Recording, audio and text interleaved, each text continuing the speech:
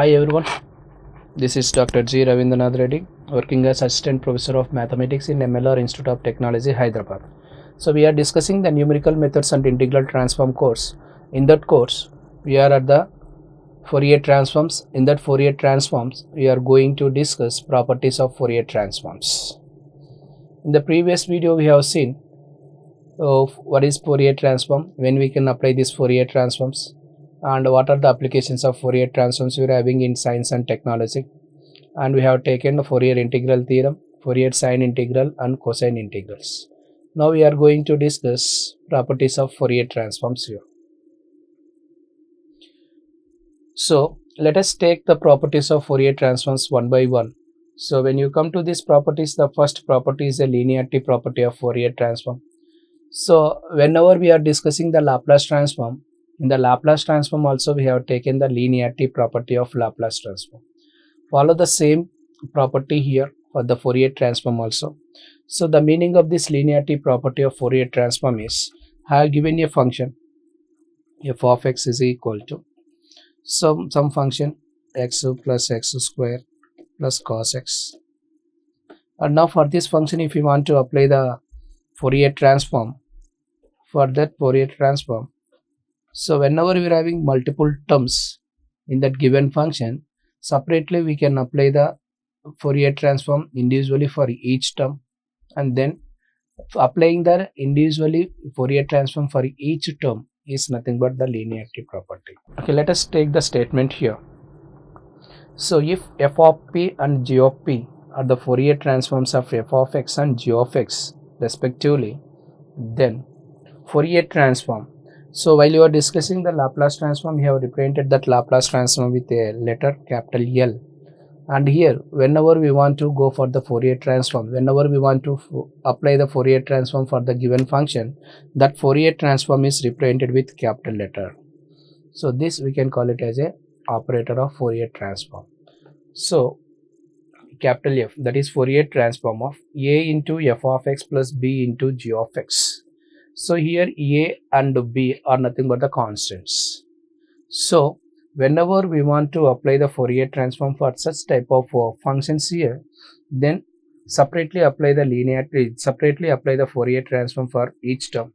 That is Fourier transform of first term plus Fourier transform of second term. So a is a constant, so we can take that a outside that Fourier transform. And the next one is Fourier transform of f of x. That is completed. Now go to the second term. Second term we are having a b constant, so you take that b outside from the Fourier transform. The remaining function is Fourier transform of g of x. So a into Fourier transform of f of x plus b into Fourier transform of g of x.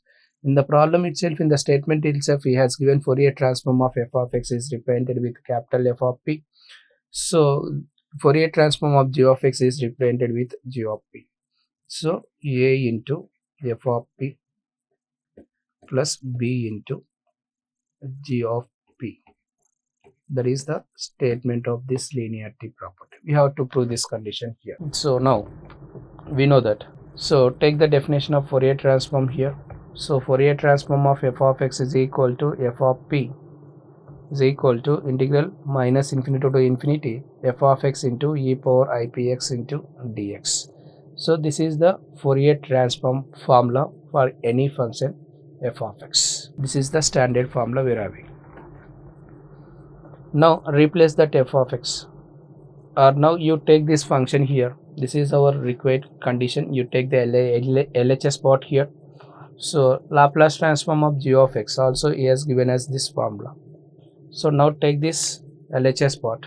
Now for this function you apply the Fourier transform. In place of f of x or in place of g of x, we replace with this entire function. Integral minus infinity to infinity e power ipx into f of x. In place of f of x, this is the function we are having. So a into f of x plus b into g of x whole dx. Now remove these brackets by multiplying with the exponential functions. You will get e power ipx into a into f of x. So take a outside since it is a constant. So e power ipx into f of x dx. Now you remove these brackets by multiplying with this exponential function. So you will get this one.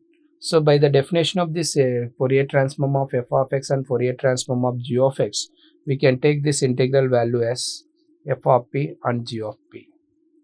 So a into f of p plus b into g of p. This is the condition here. So the main meaning of this linearity property is, whenever we want to apply the Fourier transform for a function, if that function contains two or more terms inside that function, then we can apply the Fourier transform individually for each term separately. That is the meaning of this linearity property here. Now we'll go for the next property, that is change of scale property here. Now let us take the statement here, f of p. F of p is nothing but the Fourier transform of some function f of x. So Fourier transform of f of x, Fourier transform of f of x is represented with capital F of p. So if f of p is the complex Fourier transform of f of x, then Fourier transform of f of ax, Fourier transform of f of ax as given as 1 by a into capital F of p by a. This is the condition what we have to prove. This we can call it as a change of scale property. Now let us take the definition of Fourier transform of f of x. So replace that f of x with f of ax. So Fourier transform of f of ax is equal to this. So here we are having only x, here we are having ax. So now our task is we have to convert that f of ax in the form of only f of x form. So for this we have to go for the substitution method. So put ax is equal to t. So apply the derivative on both sides. A is a constant, so a into dx is equal to dt. So we want only dx, so send this a to this side, it becomes 1 by a into dt. So in this replace dx with this value, and wherever we are having ax, here replace that ax with the t. Now here we are having x. So from this x you take that from this ax is equal to t. So take x is equal to t by a. Now replace, you apply these three calculations here. Ax is equal to t and dx is equal to, with this x is equal to t by a. Okay, now integrand is completed. Now you talk about this integral limits here. So since we are applying the integration with respect to x, so these are the limits of x, but we are changing that x into a new variable t. So we have to get the limits of that new variable t with the help of the limits of x. So when x is equal to infinity, replace x is equal to infinity here, you will get the t limit here. Infinity into anything equal to infinity, so definitely you will get t is equal to, when we take x is equal to minus infinity, you will get t is equal to minus infinity.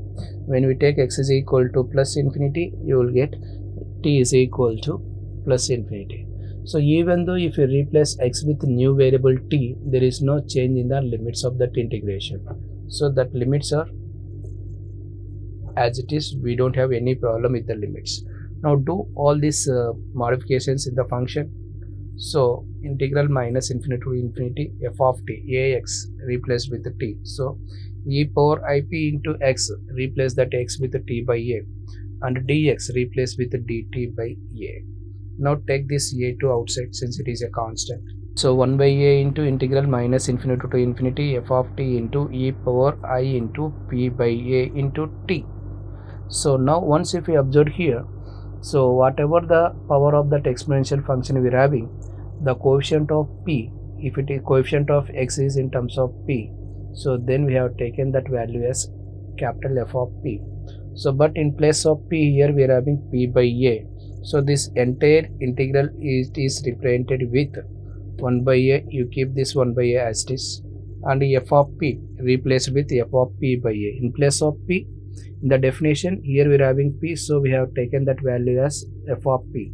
But in our problem, in our integral we are having p is replaced with p by a, so f of p, instead of taking f of p here we have to take f of p by a. So this is the condition what we have to prove, and since the denominator is a, so that a value must be greater than 0. This is the change of scale property here. So now the same change of scale property, we can go for the Fourier sine and cosine transforms. We can discuss all these things, Fourier sine and cosine transforms, in the next video. So these are these Fourier sine and cosine transforms here. Now shifting theorem. So the shifting theorem, shifting property of Fourier transform. So whenever we are having a function of this type, f of x minus a, then for this f of x minus a, if we apply the Fourier transform, then that value is given as e power I p a into f of p, or we can take in terms of s also. So we are very familiar with the function in terms of p, so we can go for this first statement here. So for this also follow the same procedure, take the Fourier transform formula, replace f of x with x minus a, f of x minus a, then substitute the value x minus a with a new variable, you will get dx is equal to dt. So from this we will get, whenever we take x is equal to infinity, if we take x is equal to infinity, if x is equal to minus infinity, you will get t is also minus infinity. When you take x is equal to plus infinity, t also you will get the plus infinity. Now here from this condition we can take x is equal to a plus t or t plus a. Now you do these modifications for the above integrals, we will get integral minus infinity to infinity f of a minus x replaced with t, f of e power I into p, keep that, and x replaced with t plus a or a plus t.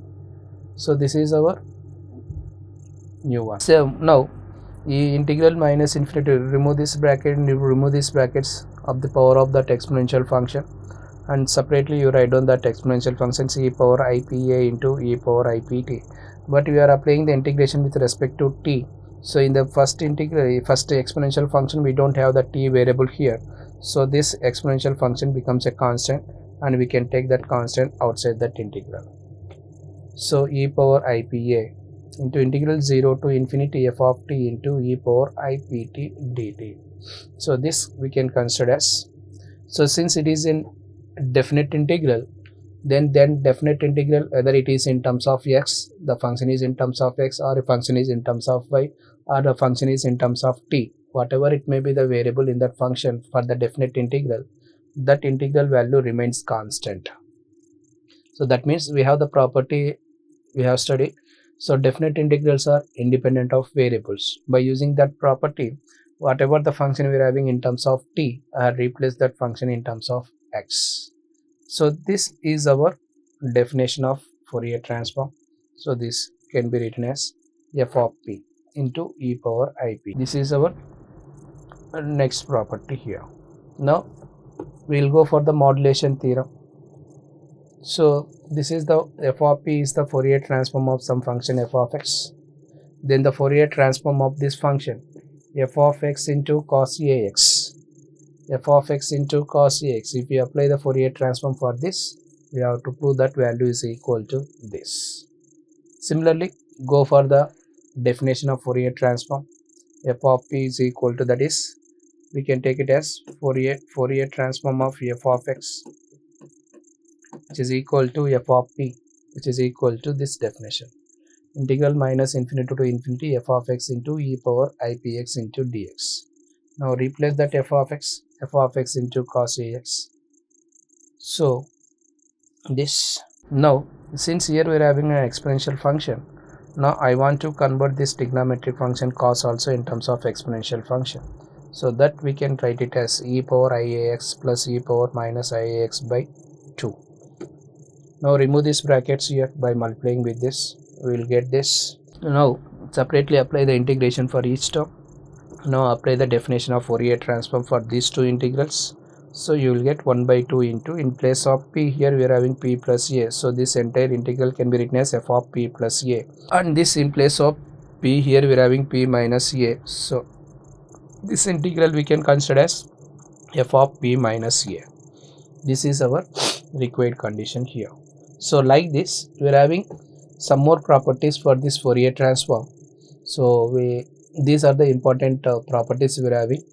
So in the next video we will go for the infinite Fourier sign what is meant by a infinite Fourier transform, in what are the types of infinite Fourier transforms you are having, and we'll take some problems on that concept. Thank you.